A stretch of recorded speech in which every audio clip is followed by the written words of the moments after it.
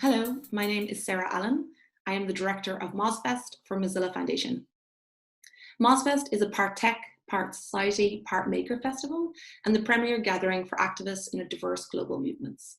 Over 7 days, we host sessions, art exhibitions, talks, haikus, parties, and installations built around the central theme of internet health, an internet where privacy, openness, and inclusion are the norms. MozFest is fun, it's welcoming, it's accessible, it's personable, and it's where you come to get shit done. We don't shy away from tackling big issues like building more trustworthy AI, and we advance the work by connecting across intersectional movements, bridging diverse geographies, ages, cultures, race, and disciplines. Our sessions actively seek and spark participation and engagement in real projects and work. So no slide decks or telling everyone how great your work is. You want to use this opportunity to advance your work with and learn from a group of super smart folks who come to advise, to peer assist, and get involved in your work or project. We build real projects that address local and global issues and needs. Spaces where we house our sessions to tackle real world issues with people working on policies that could be brought to local governments or manifestos that will inform future activism. MozFest is not the start or the end, but an arc in the work. And these connections, outcomes from sessions continue to prosper and live on post-festival that closes on the Sunday night. And they're taken back into people's organizations and community organizing at home.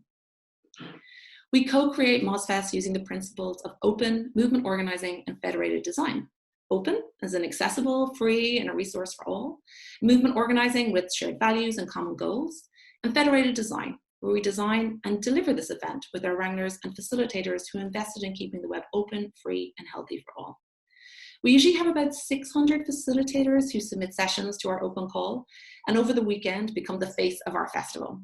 And our wranglers, 45 program designers who from across multiple time zones, languages, and online build our festival narrative, curate our sessions over 5 months with the festival team. We are hopeful to host MozFest in March 2021 in Amsterdam in the Netherlands.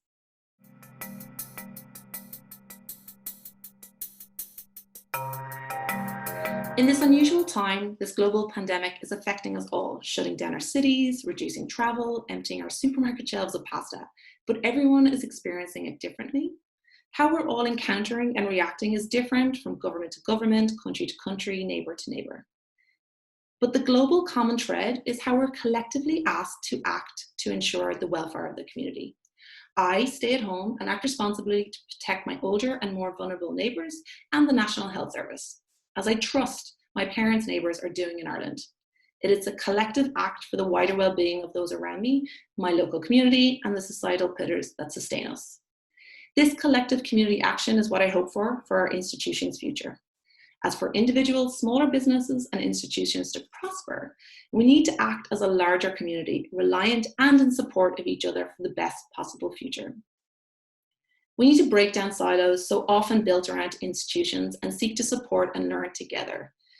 We should be supporting institutions coming online for the first time by sharing practices and resources from these institutions who've made the transition earlier and learned the pitfalls. And we need to create alliances and invest across to build a stronger future to ensure they prosper and survive in a new normal.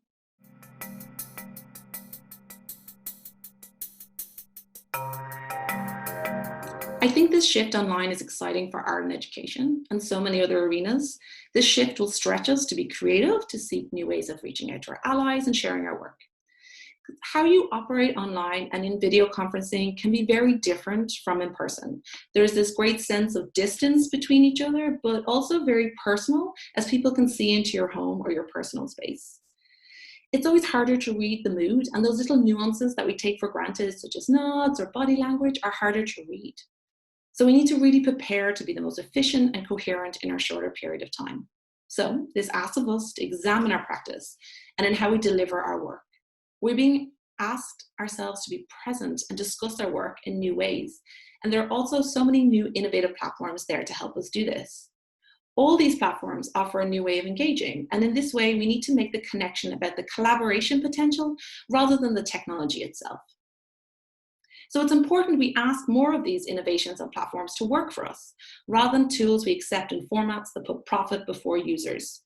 Platforms should not be complicated to access. Privacy and security should be at the forefront, and accessibility is required from an education and a community standpoint. And the cost and the bandwidth shouldn't be a prohibitor for access. There's so much innovation out there, and what is really exciting now is that so many sessions and like services or events that you're watching are striving to break from the norm of one-on-one or top-down shares, and they're seeking to inject this sense of play to like re-engage people during the kind of speak or the talk. A London festival, One More Play, hosted their keynotes in Animal Farm. A cookery festival in the US had its workshops run in Instagram stories where you bounce around between different handles to watch like different cooking demos. And so many communities are using Mozilla Hubs, a VR platform in the browser, to host community meetups. All of this is urging us to tell our stories in different ways and refocus how we tell them. We're being pressed to think outside of our normal remit. For a Mozilla Festival, we've always struggled with remote participation at the festival. Bringing people into a physical space never landed right, whether due to bandwidth issues, capacity management, and there was always a clear divide of who was in the room.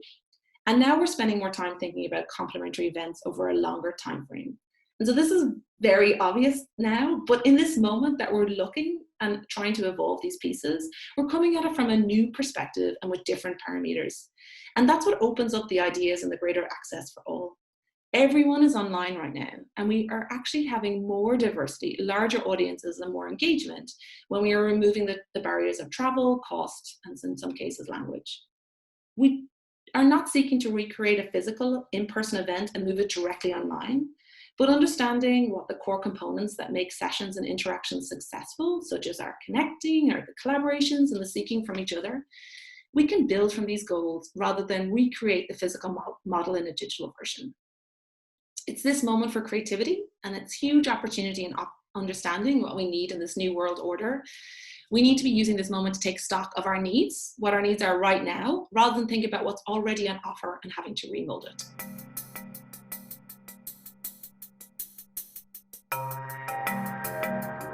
In building any community, it's about the invitation to join, so others can see a way in to connect, to be part of something, how they can contribute. Do they see allies? Do they see friends, others like them, or who share the same values? They have to see a pathway in. And so once they're part of the community, you need to understand what the value exchange is and why they're actively participating and why they're investing their time, their skills, and their effort. And what do they get from this interaction?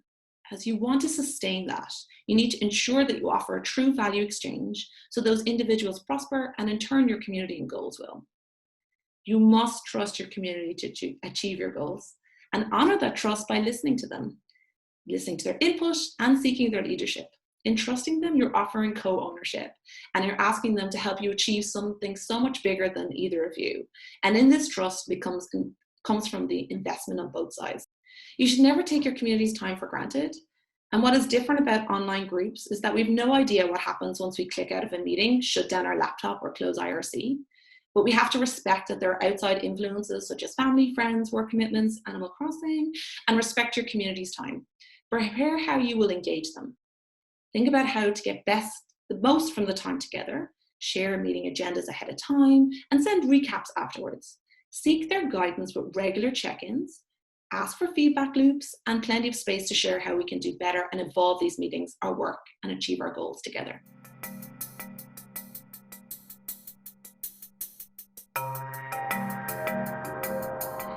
So many great examples, and there's so many great community meetups out there that actually kind of are food for the soul at the moment. So many are offering spaces where you can come and join and just kind of watch how people are interacting and respecting each other.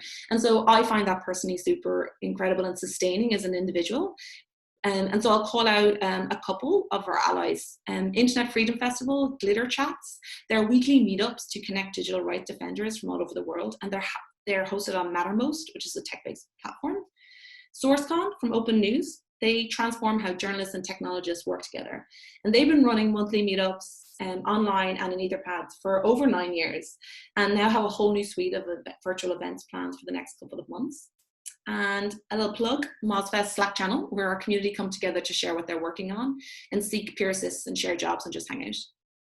The common thread here is how we all use our platforms in co-ownership with the community. So the space is not held by us as the core group, but it's community driven. SourceCon and IFF and MozFest, we step our goals to the side and let our individuals from the community take the lead. So they're using the time and the space to share what they want to share and ask for what they need in these platforms and meetups.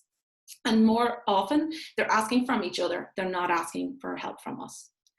And the final shameless plug, most recently, the MozFest team hosted a series of meetups called Movement Building from Home, where they shared tools and resources that you can take your activism and community work online. Participants came from cross disciplines such as local government officials, university professors, open scientists, campaigners, funders, not-for-profits. And what I was very excited to see and very proud was to see how they included a training module on how to sustain yourself in these challenging times of rapid prototyping.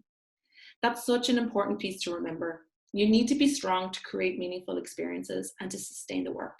So look after yourself and your community. Thank you very much.